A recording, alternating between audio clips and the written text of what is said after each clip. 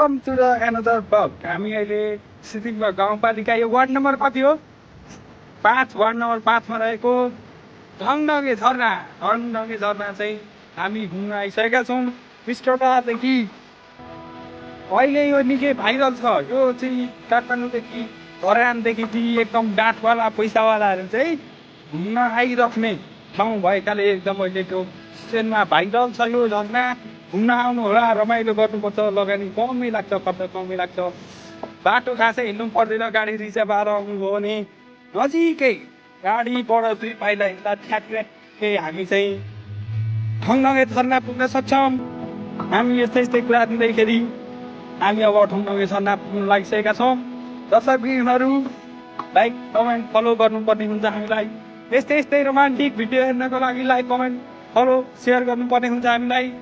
अहिलेलाई यति भन्दै हामी अर्को भिडियो बनाउने नै छौँ भन्दै अहिलेलाई हामी यसरी बाटोमा हिँडिरहेछौँ।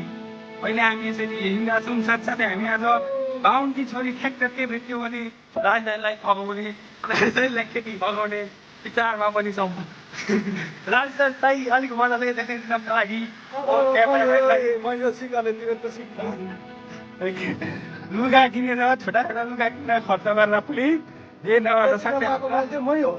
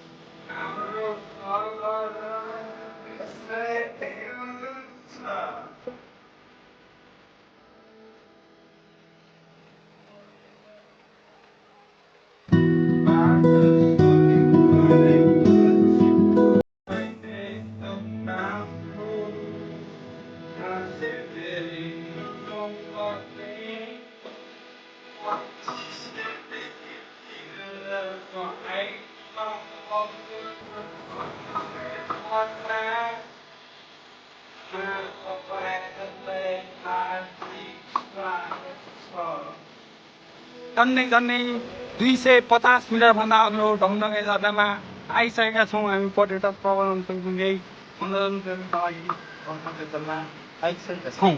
ढङढङे झरनामा आइसकेका छौँ। हामी ब्लग मार्फत हामी चाहिँ सबैलाई अवगत गर्न चाहन्छौँ भने सिद्धिङमा गाउँपालिकामा रहेको झरनामा चाहिँ आएर भ्रमण गरेर चाहिँ हजुरहरू मनोरञ्जन लिन सक्नुहुनेछ।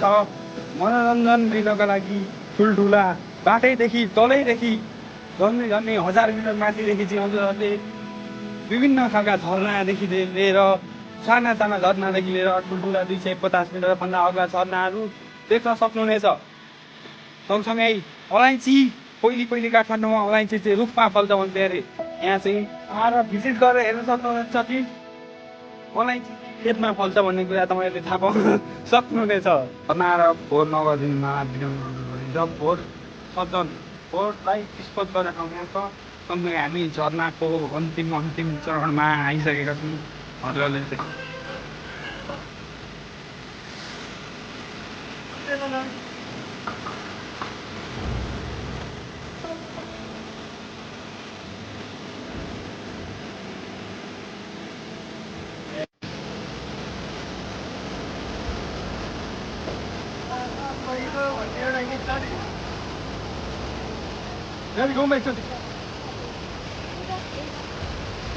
यो एउटा यहाँबाट यस्तो गरेर यस्तो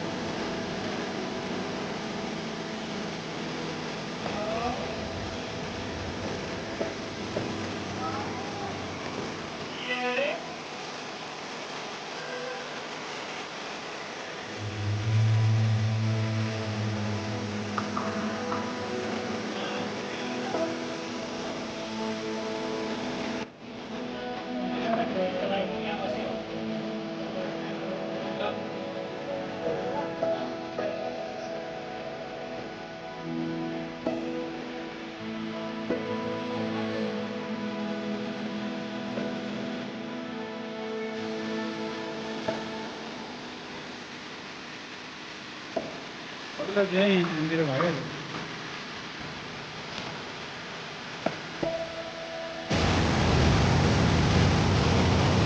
खानु खानु पानी पानी खानु पानी खानु बुलको नानी रोज्नु बलको कि के भन्दै गीतै थियो त्यस्तो